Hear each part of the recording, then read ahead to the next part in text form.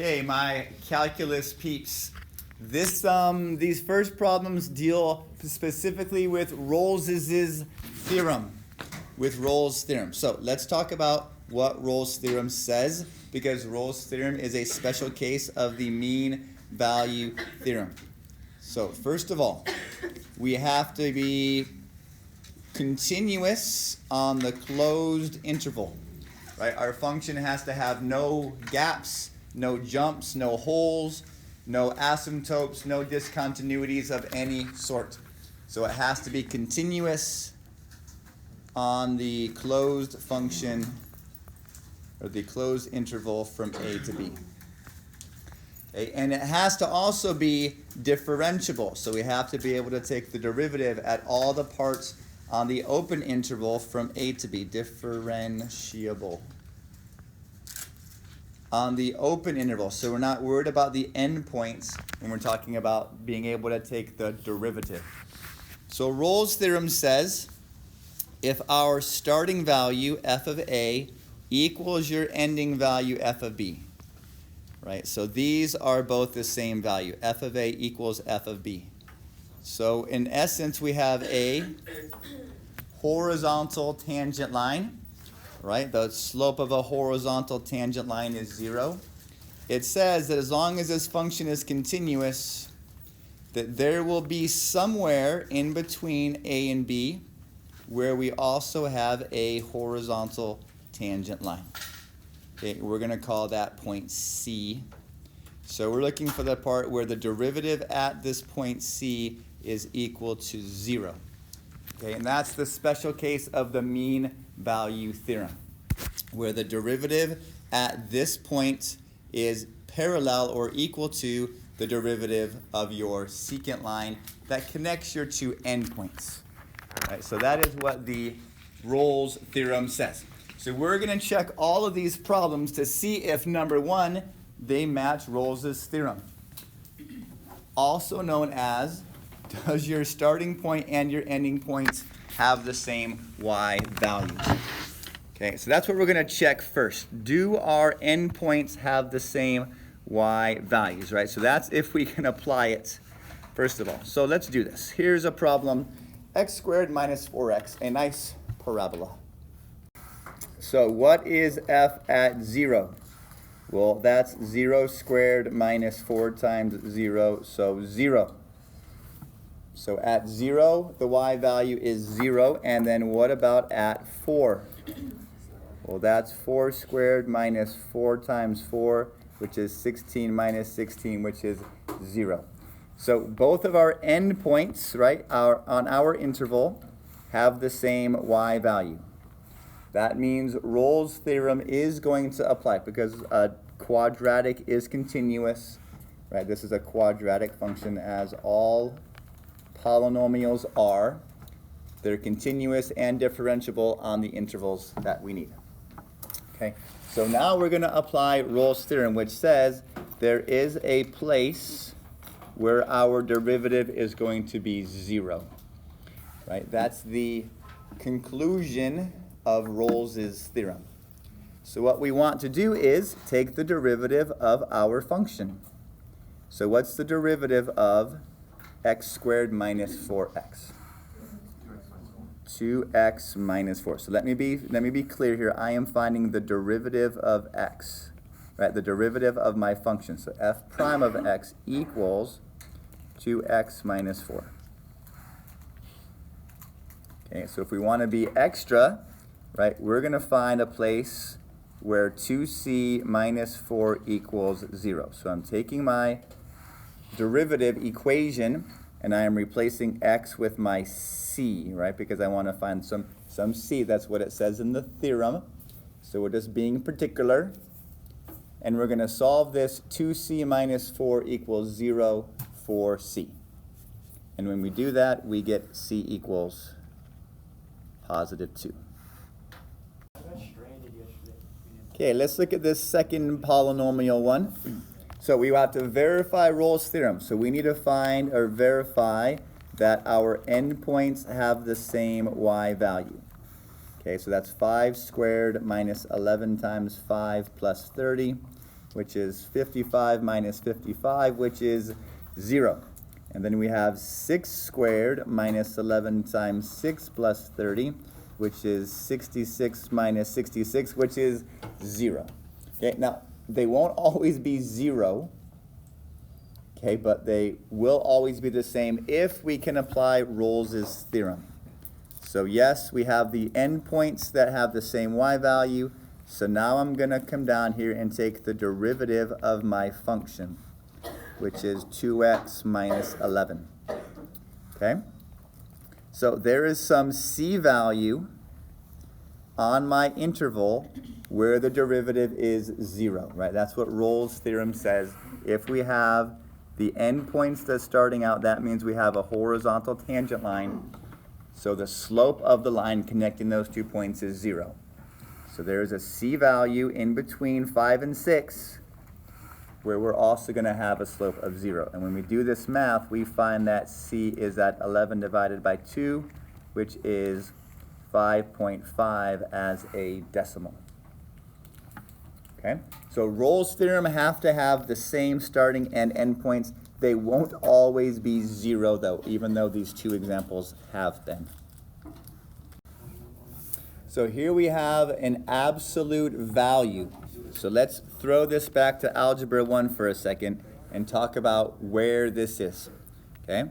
So first of all, if we have a 4 out here, this moves our function down 4 units. Okay, and when we have an x minus 2 inside of our absolute value bars, that moves it to the right 2 units. And then the negative out here means we reciprocate it, or we have a reflection. Reflection is not spelled with an X, by the way. It's spelled with a C. Reflection. Across the x-axis. Okay, so let me just draw this real quick over. I'll just draw it right here since we have something over there taking its place. Okay, so if this is our graph, our absolute value has been moved 2 units to the right and 4 units down. So this is where the V is, right? This is where the V comes together because all absolute values graph to a V. Because it's negative, it's going to go down. So we have a negative positive 1 slope to this direction, and we have a negative 1 slope to that direction. Okay? So we're looking at from negative 2 to 2. So let's figure out and see if Rolle's theorem applies to our absolute value function. So f of negative 2 is 4 minus the absolute value of negative 2 minus 2. Okay, negative 2 minus 2 is negative 4. Negative 4 in absolute value is positive 4. So 4 minus 4 is 0. Which means my graph is probably not a very good graph. But we'll leave that as it is. So what's f of positive 2? 4 minus the absolute value of 2 minus 2 is 4 minus 0, which is 4. So I have a starting endpoint of 0 and a bottom endpoint of 4. Does Rolle's theorem apply? No. So Rolle's theorem is not applicable. No Rolle's theorem. Because we don't have the same starting and ending point. Hey, sorry about that. This 4 actually makes my graph go up 4 units because it's a positive 4. Sorry, which is why my graph would have been up here and going down like that. So I'm sorry, my graph was not very good. So there's my 0 here, and there's my 0. So there's positive. Anyway, Rolle's theorem doesn't apply because our derivative is not 0. So let's come down here and look at our nice trig one. We could have parentheses around our 2x right there. So let's look and see if our y values are the same at our intervals. So f at pi over 3 is the cosine of 2 times pi over 3. Okay? So we're looking at the cosine at 2 pi over 3. So we need to know our unit circle. So 2 pi over 3 is a angle in the second quadrant, right? So cosine is negative in the second quadrant. And it's going to have a x value of negative 1/2. So the cosine at 2 pi over 3 is negative 1/2. Okay, that comes from your unit circle. So if you need help with your unit circle, make sure that you have a unit circle handy for you to look at while you do these problems, especially trig ones. So what about f of 2 pi over 3, right? Because that's our second interval value. Well, that's the cosine of 2 times 2 pi over 3, which is the cosine of 4 pi over 3. Now, 4 pi over 3 is a third quadrant, right? Third quadrant angle, where cosine is once again negative. So the cosine at 4 pi over 3 is also going to be negative 1/2. So both our starting y value and your ending y value are the same, which means Rolle's theorem does in fact apply. That means that there is some place on our interval where the derivative will be equal to 0. Okay? So let's come up here and take the derivative of our trig function. So this is going to be a chain rule problem because we have 2x in parentheses. So we first take the derivative of cosine. The derivative of cosine is negative sine of 2x times, what's the derivative of 2x? 2. Okay, so our derivative is negative sine of 2x times 2. So what we're looking for is negative sine 2 sine of some value 2c. Okay, we want to know what is the c value that makes this true. So let's go back to our pre-calculus in solving a trig equation. So our first step is to divide by negative 2. 0 divided by negative 2 is still 0, equals the sine of 2 times some angle c. Okay, so now we want to get rid of sine, and we do that by doing its inverse, right? We use inverse operations to get rid of trigonometry. So the inverse sign is what gets rid of sine, because you can't divide out of a parenthesis. That is mathematically illegal. So we need to get rid of this sign before we can get 2c by itself. Now on this side, we want to know at what angle is the sine value 0. Okay, at what angle is the sine value 0? And it has to be between pi over 3 and 2 pi over 3. Right? So where is the sine value 0? That happens at pi and at 2 pi. Okay, so there's two places on your unit circle where the sine is 0. Other than 0, right? 0, of course, but 0 is not something that we're looking for.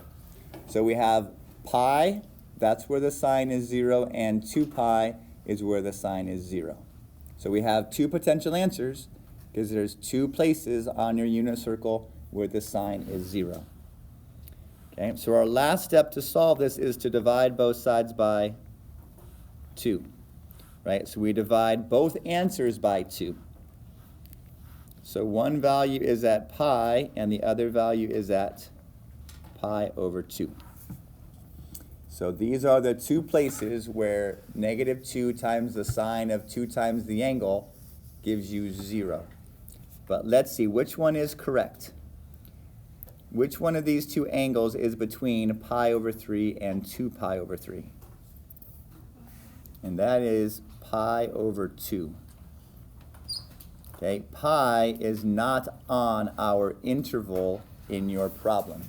So the only place on our interval between 60 degrees and 120 degrees is 90 degrees, right? Pi over 2 is also known as 90 degrees. Okay, so sometimes the trig ones can be tricky because there's multiple answers, but which one fits in your interval?